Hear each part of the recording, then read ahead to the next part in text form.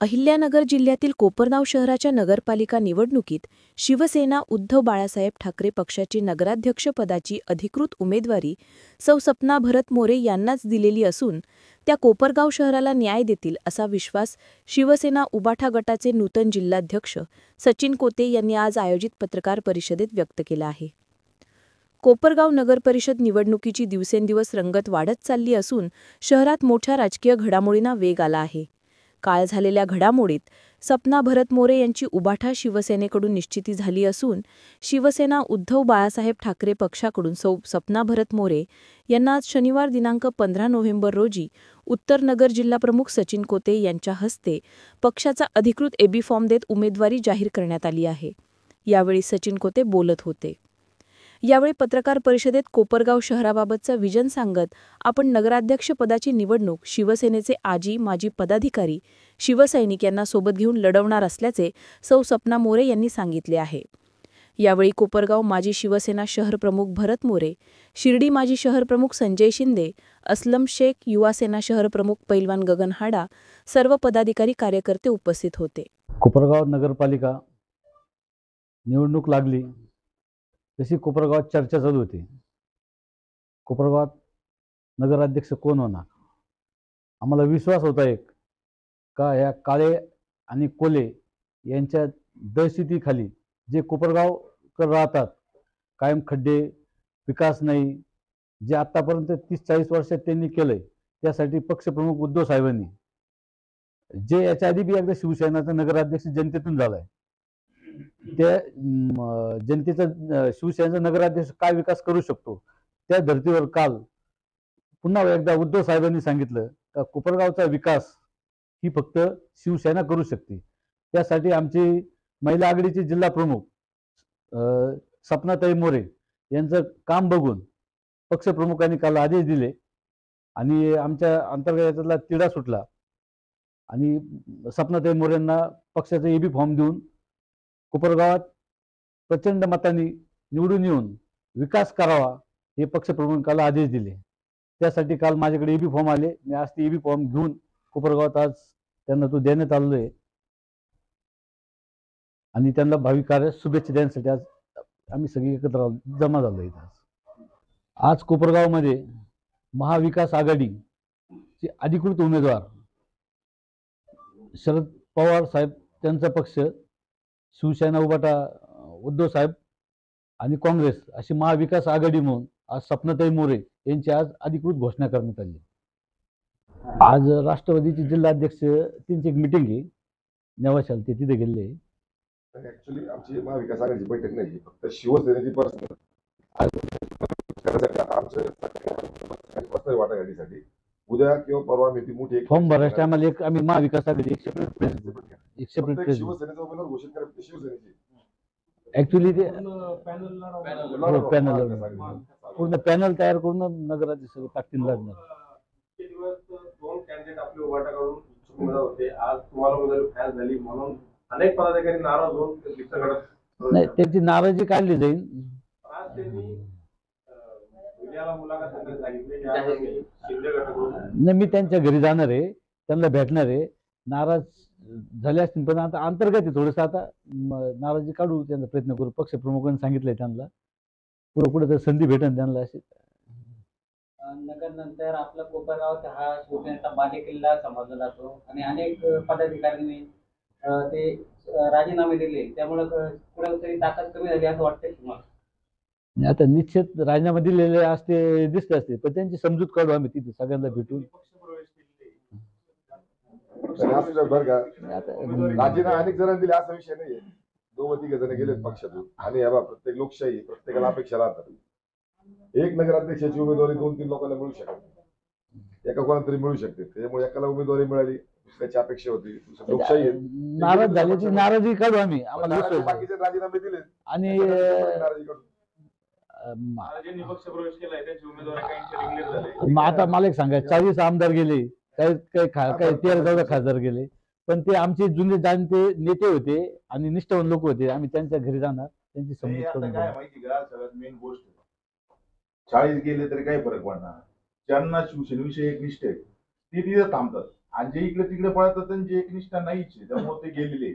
जे गेले ते गेले, आणि जे नाराज आहे पण ते कुठंच नाही गेले, आम्ही त्यांना जाऊन भेटणार आहे आणि त्यांची समजूत काढणार आहे. तो कार्यकर्ते येत राहिले, ते नेते जात राहते, येत राहते, त्याच्यामध्ये काही नाही. प्रत्येकाचा स्वार्थ राहतं किंवा तो आणतो, त्यांची एक इच्छा राहते, त्यामुळे ते जातात. पण आम्ही हा प्रयत्न करणार आहे, कार्यकर्ते जे पण आहे एकनिष्ठ कार्यकर्ते, आम्ही कार्यकर्त्यांना भेटणार.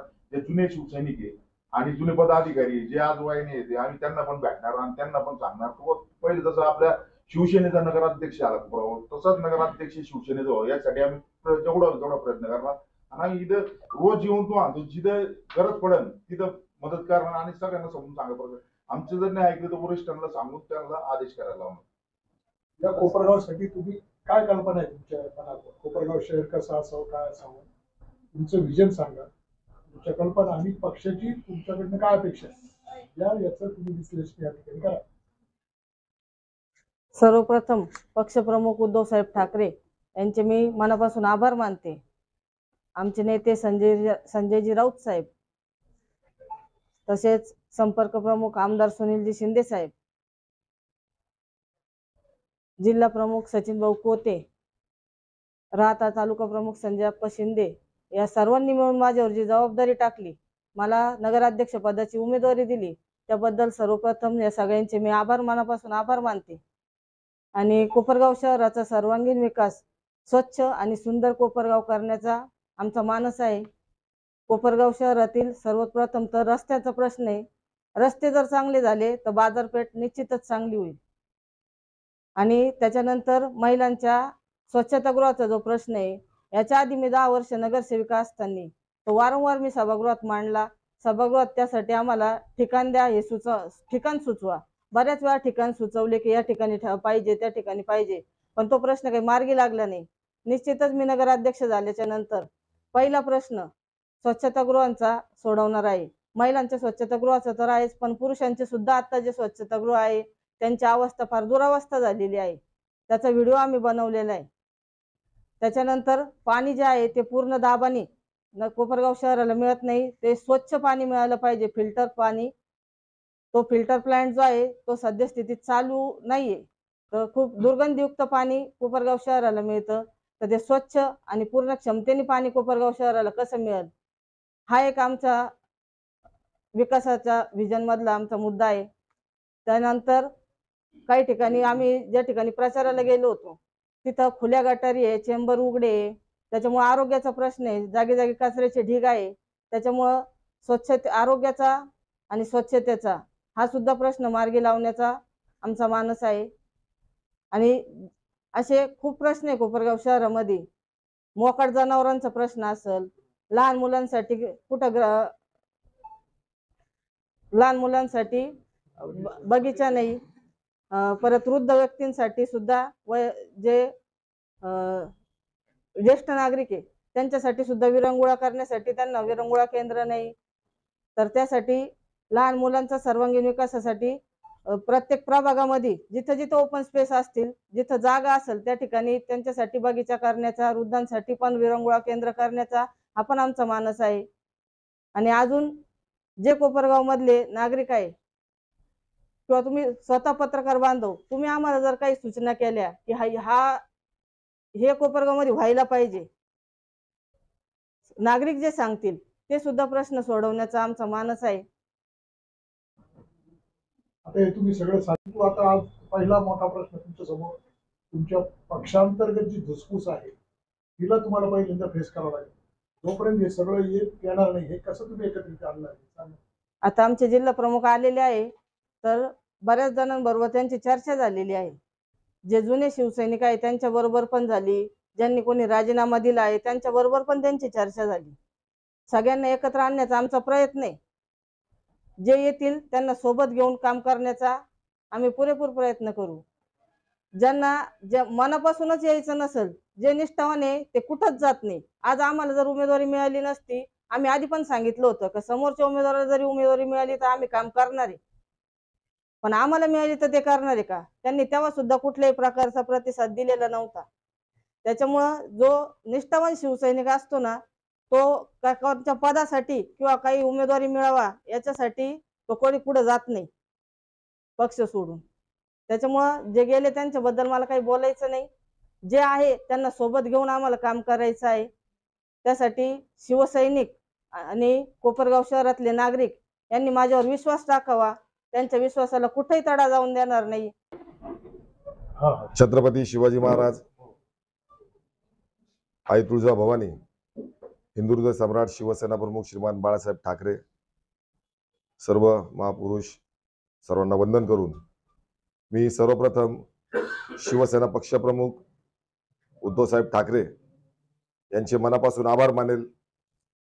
एका निष्ठावंत शिवसैनिकाला त्याच्या कामाची पावती या लागलेल्या 2025च्या सार्वत्रिक निवडणूक नगरपालिकेच्या नगराध्यक्ष पदासाठी कोपरगाव शहरामध्ये माझी पत्नी सपना भरत मोरे, जी 2 टर्म शिवसेनेची नगरसेविका राहिली आहे, नगरपालिका प्रशासनाचा जनहितासाठी तगडा अनुभव असताना उद्धव साहेबांनी खूप मोठी जबाबदारी आमच्यावर ही नगराध्यक्ष पदाची देऊन खऱ्या अर्थाने एका निष्ठावंताला एक न्याय दिलाय. सर्व स्तरातून कोपरगाव शहर, तालुका सगळीकडून निष्ठावंत शिवसैनिक आणि शिवसेनाप्रेमी नागरिक सगळ्यांना मनोमन इतका आनंद होतोय का निष्ठावंताला न्याय मिळतोय. मी मनापासून संजयजी राऊत साहेब असतील, आमचे शिवसेनेचे अहिल्यानगरचे सचिन भाऊ कोते जिल्हा प्रमुख, संजय आप्पा शिंदे, या सर्वांचे मनापासून आभार मानेल. यांनी विश्वास टाकला. निवडणुका लागल्यात, खऱ्या अर्थाने जर बघायला गेलं तर आमची कामाची पावती म्हणून मी सतत व्यक्त होणार माझ्या लिहिण्यातून.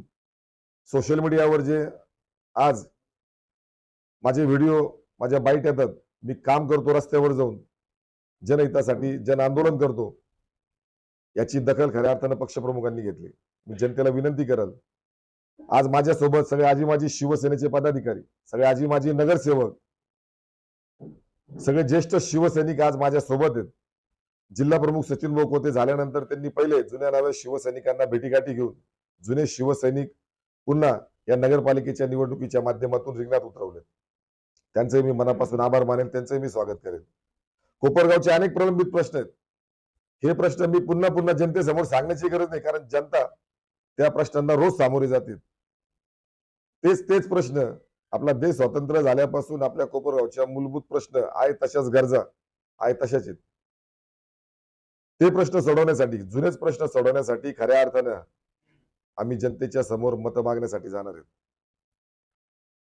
आमच्या पाठीशी कुठलीही यंत्रणा नाही, आमच्या मागे कुठलंही पाठबळ नसताना फक्त शिवसैनिकांच्या बळावर आणि शिवसेनेवर प्रेम करणारे सर्व नागरिक हे आमच्या पाठीशी आहेत.